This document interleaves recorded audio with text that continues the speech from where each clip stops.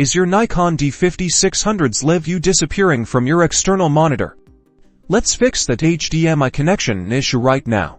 First, we need to ensure your camera settings are optimized for HDMI output power on your Nikon D5600 and connect the HDMI cable to both the camera and your monitor. On your camera's rear LCD, press the menu button. Navigate to the Setup menu, which is usually represented by a wrench icon. Scroll down to the HDMI section. Within the HDMI settings, locate and select the HDMI output option. Make sure this is set to on or auto. Next, check the HDMI frame rate setting for compatibility.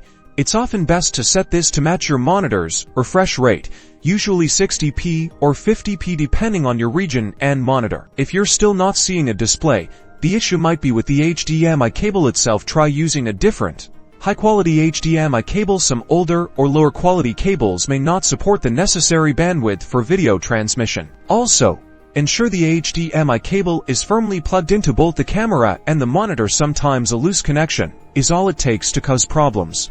Consider the compatibility of your external monitor. Not all monitors are created equal. Check your monitor's manual to confirm it supports the HDMI signal output from a DSLR camera. If you have a higher-end monitor, try checking its input settings. Ensure it's set to the correct HDMI input source and that it doesn't have any unusual display scaling or processing features enabled that might interfere.